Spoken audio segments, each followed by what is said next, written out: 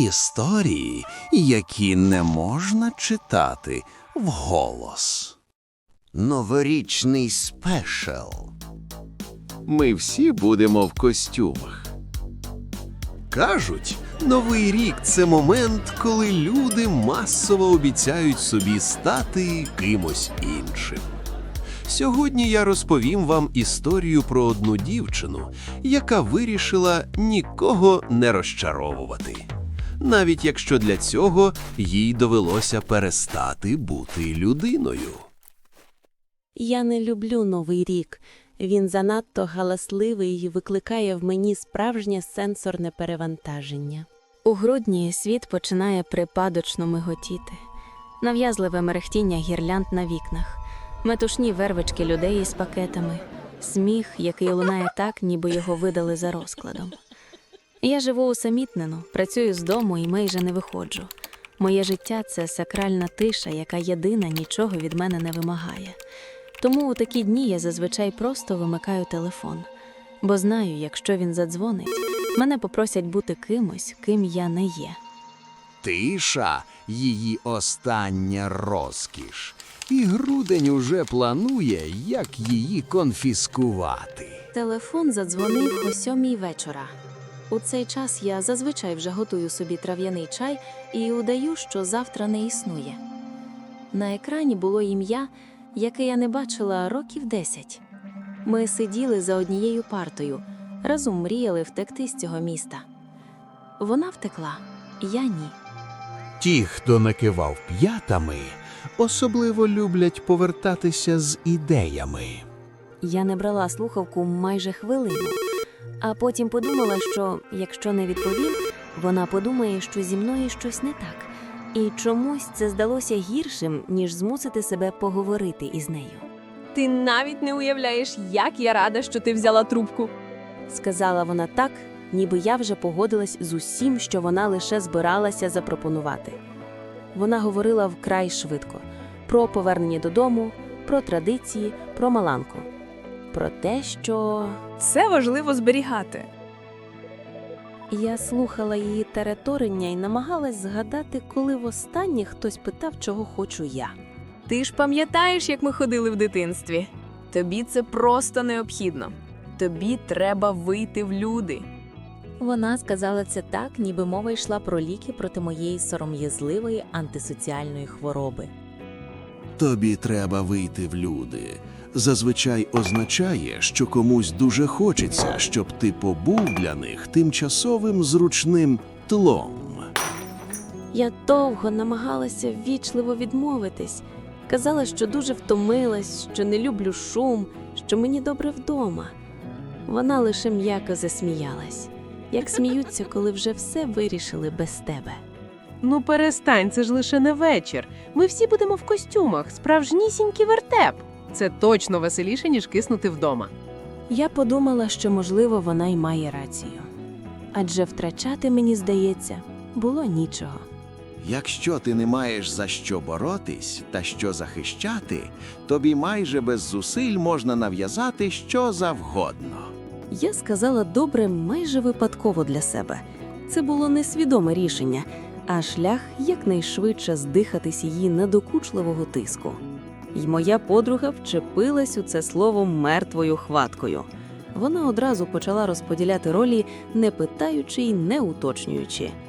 Комусь дістався янгол, комусь чорт, комусь Маланка з червоними щоками. А ти будеш козою. Сказала вона. Ти просто ідеально підійдеш. Я не спитала, чому.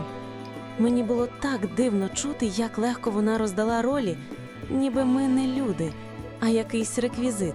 Це дуже давній та сильний символічний образ. І при цьому веселий, не переживай. Тобі якраз треба щось таке жиме, активне. Я не впевнена щось промимрила, бо взагалі не була впевнена, що хочу символізувати собою хоч щось.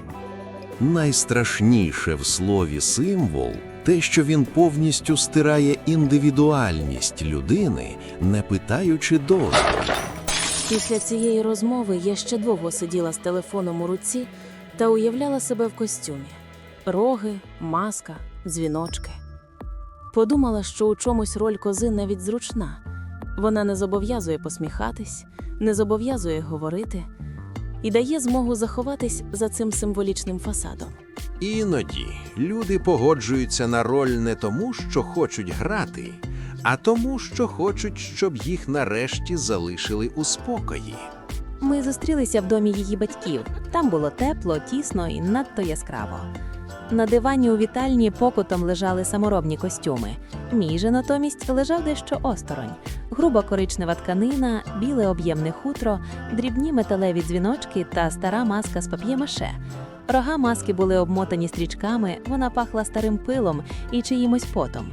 Вона пам'ятала інших, тих, хто вже відігравав цю роль до мене. Роль, яку мені так раптово випало на себе приміряти. Коли я приклала маску до обличчя, повітря ніби стало густішим. Я вдихнула і відчула щось чуже, тепле та майже настирливе. Моя подруга радісно плеснула в долоні та сказала: От бачиш, тобі навіть не треба нічого робити. Просто будь козою. Я не відповіла, бо вже давно не була впевнена, ким саме я маю бути. Такі прості інструкції зазвичай приховують під собою складніші, непроговорені умови. Наприклад, як ось тут. Будь передбачуваною та зручною для нас. Мені допомагали одягти костюм. Поправляли ремінці, міцно затягували вузли, безцеремонно торкались то плечей, то талії і час від часу роздратовано кидали. Не сіпайся. Та не сіпайся ж ти. Я стояла нерухомо. Коли маска повністю закрила моє обличчя, я зрозуміла, що взагалі не відчуваю себе. Мій голос застряг десь усередині, і залишився лише глухий звук дихання. Я подивилась на себе у дзеркало і не впізнала. Люди люблять маски не за те, що вони приховують, а за те, що вони виправдовують усе, що буде відбуватись, поки вони одягнуті. Коли ми вийшли на двір, холодне повітря подряпало мені горло. Люди навколо нас зупинялись, діставали телефони, щоб зробити фото, і сміялись. Хтось легко, але без дозволу торкнувся моїх рогів. О, дивіться, яка коза! Дзвіночки різали слух. Співи й музика були по-карнавальному гучними. Слова пісень губилися у поліфонії, хоча ритм все ж таки залишався. Я рухалась разом з усіма. І з кожним кроком мені ставало все простіше не думати. Натовп завжди знає, куди тобі йти. Особливо, якщо ти перестав питати. Нас зустрічали бурхливими оплесками, криками та улюлюканням. Хтось кинув дріб'язок під ноги, і мене підштовхнули вперед. Коза мала стрибати. Коза мала бути смішною. Я стрибнула і відчула дивне полегшення. Тоді якийсь дівака із задоволеним реготом вигукнув. Оце справжня! І я раптом зрозуміла, що він не жартує.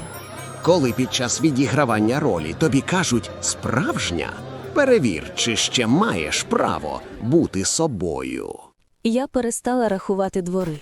Час розпався на дзвеніння й крики. У масті було тепло. Занадто тепло. Я спробувала зняти її, щоб віддихатися.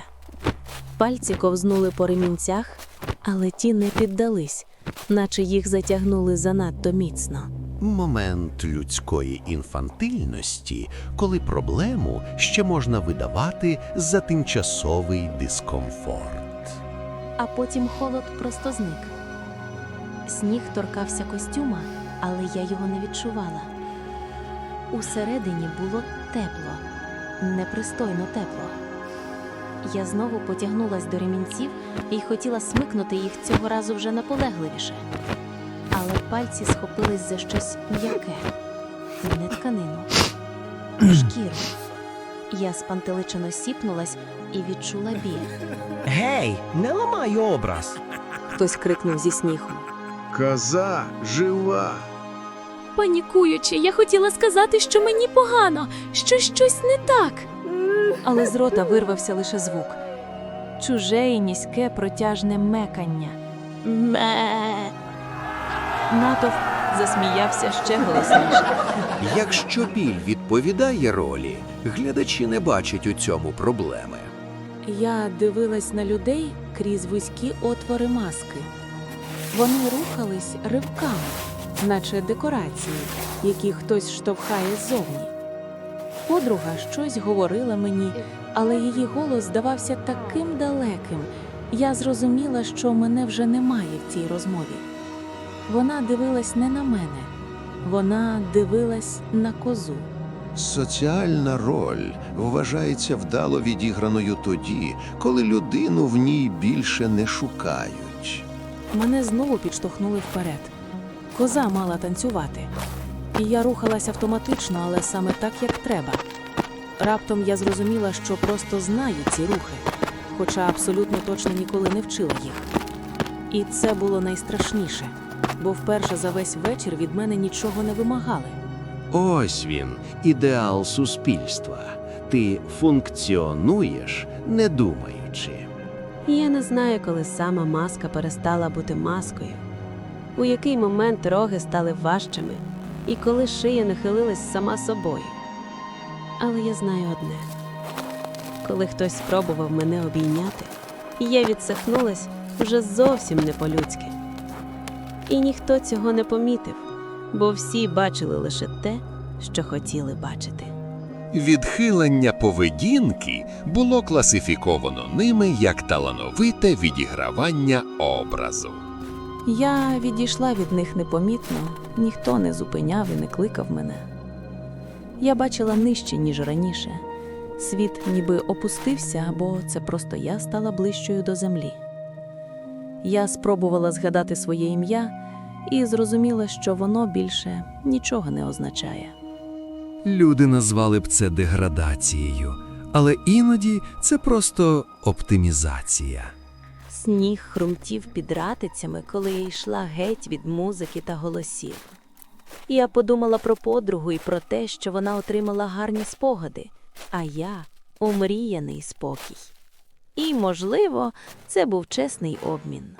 У кожному суспільстві є ролі, які ніхто не хоче грати, і люди, яким їх віддають без кастингу.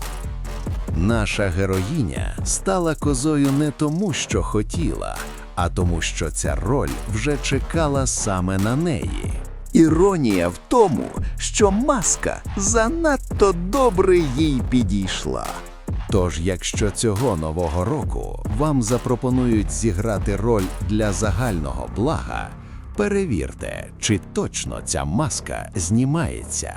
Бо деякі з них зростаються з обличчям швидше та міцніше, ніж очікувалось.